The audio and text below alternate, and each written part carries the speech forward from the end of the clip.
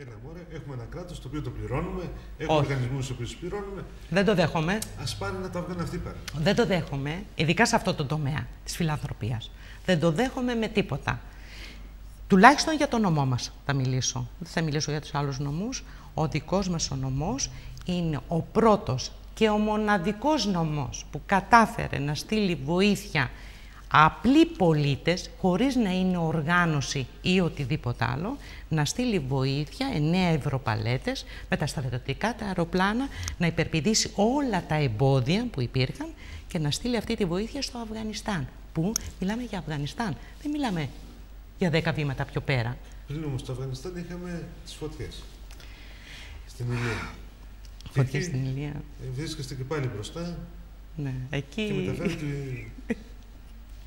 Εκεί και εντάξει, γελάω αυτή τη στιγμή από νευρικότητα, από χαρά, το ότι πρόσφερα κάτι, το ότι έζησα τραγικές στιγμές εκεί στη Ζαχάρο. Στη Ζαχάρο ζήσετε. Εδώ ζήσετε αντίστοιχες τραγικές στιγμές. Ναι, απογοητευτικές στιγμές έζησα εδώ. Λυπάμαι που το λέω. Απογοητευτικές στιγμές. Να σου πω κάτι, Άκη μου, και αν μου επιτρέπεις να μιλάμε στον ελληνικό, γιατί, εντάξει. Θεωρώ ότι όταν προσφέρεις μία βοήθεια, τη δίνεις γιατί το νιώθεις. Τη βοήθεια αυτή δεν πρέπει να τη δημοσιεύεις, ούτε να τη κάνεις πρωτοσέλιδα. Το κάνεις γιατί πρέπει να γίνει. Και το πρέπει έρχεται μέσα από την ψυχή σου και από την καρδιά σου και από το μυαλό σου. Αλλά θα μπορούσε κανείς να το κάνει πρωτοσέλιδο με ποια έννοια? Όχι για να δείξει τον εαυτό του, αλλά για να παροτρύνει και τους άλλους να κάνουν το ίδιο. Να σκεφτούμε ότι κάποιοι μπήκαν μπροστά, στερήθηκαν για να στηρίξουν κάποιους. Στην προκειμένη περίπτωση έγινε με το Αφγανιστάν. Που μπήκα εγώ μπροστά, γιατί είχα αυτή τη δύναμη το να μπω στις εφημερίδες και στις τηλεοράσεις, αλλά πρόσεξε, δεν θα γινόταν τίποτα από όλα αυτά και το τονίζω, αν δεν υπήρχαν οι απλοί πολίτες. Αν δεν υπήρχε η Μαρία, ο Γιώργος, ο Στέλιος, η οικογένεια που είχε το αυτιστικό παιδάκι, το ανάπηρο το παιδάκι, οι οικογένειες φτωχές που ερχόντουσαν απέναντι από την ομαρχία, μας είχε δώσει ο νομάρχης έναν χώρο και φαίνανε έστω τα 5-10 ρουχαλάκια. Ή δεν βγάζαν από την τσέπη τους 10 ευρώ, πήγαιναν, παίρνανε 10-20 κιλά μακαρόνια και τα φέρανε εκεί πέρα απέναντι. Να το πάμε σιγά σιγά. Μας ακούμε τις φωτιές και τις απογοητεύσεις που είχες εδώ. Και όχι εκεί, γιατί εκεί δεν είχες απογοήτευση. Και είδες ανθρώπους που σε δέχτηκαν, είδες ανθρώπους που χάρηκαν για το μικρό το πακέτο με τα τρόφιμα το οποίο μπορείς να πήγες ένα μπουκάλι το νερό. Και εδώ έχεις ανθρώπους οι οποίοι πιθανότατα υποσχέθηκαν πάρα πολλά και δεν προσέφεραν τίποτα.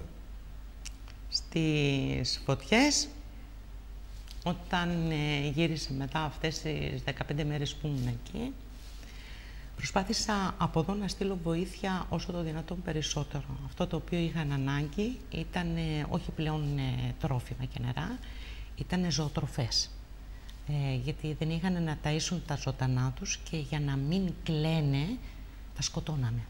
Και να μην κλαίνε γιατί πεινάγανε τα ζωντανά και δεν είχαν να τα ταΐσουν ή γιατί ήταν μισοκαμμένα. Τα έζησα αυτά, τα άκουσα. Ζήτησα τη βοήθεια από εδώ.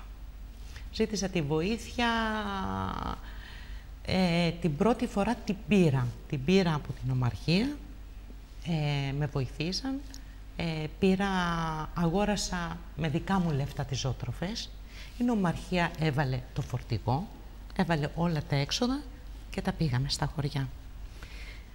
Όταν αρχίζεις κάτι δεν πρέπει να το σταματάς. Γιατί δεν σημαίνει ότι με το που στείλαμε 1-2 φορτηγά ζωοτροφές ότι λύθηκε το πρόβλημα, ότι τελείωσε, εκεί ήτανε. Πρέπει να συνεχίζεις, πιστεύω.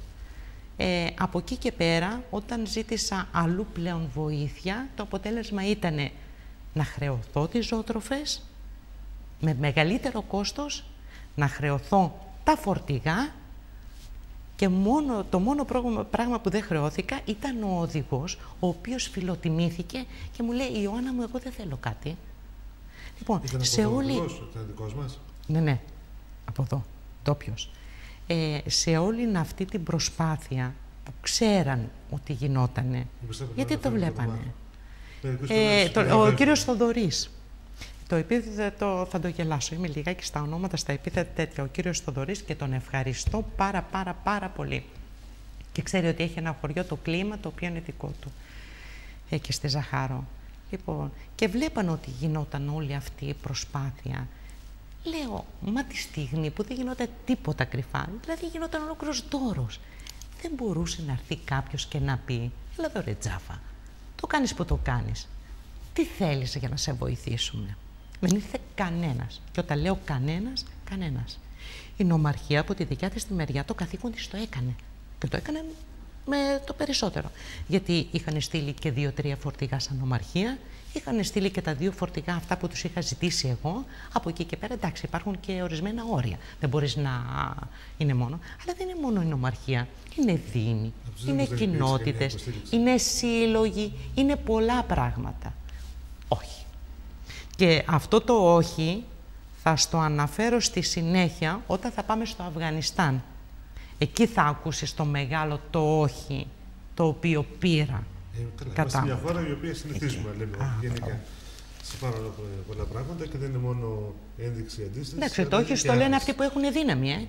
Γιατί αυτοί οι οποίοι δεν έχουν δύναμη και είναι απλοί πολίτες, που είναι και οι πιο σημαντικοί από όλοι, γιατί αυτοί ανεβάζουν και κατεβάζουν επάνω στα αξιώματα, αυτοί, για αυτούς δεν υπάρχει το όχι, για αυτούς υπάρχει θα δούμε, μάλλον, μπορώ, πάρτο.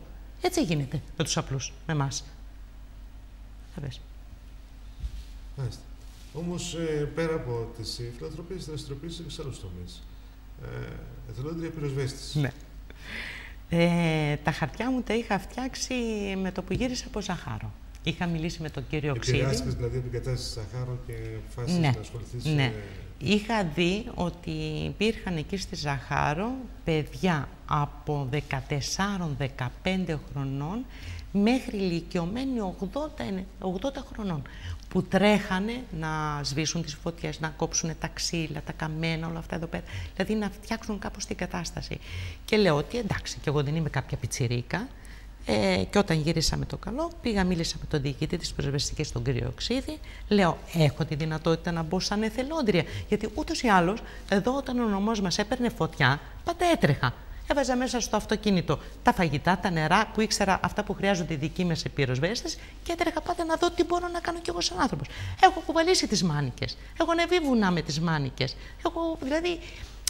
Μπορώ να το κάνω. Έχω τις δυνάμεις. Το σώμα μου ακόμη δεν με έχει εγκαταλείψει. Ίσως στην ηλικιακά να είμαι κάπως μεγάλη, να μην επιτρέπεται, αλλά εντάξει, αυτό που μπορώ να κάνω θα το κάνω. Και είχα κάνει τα χαρτιά μου. Κανονικά πρέπει να σου κάνω ένα κομπλιμάν τώρα και να τα αναιρέσω όλα αυτά. Όχι, εντάξει.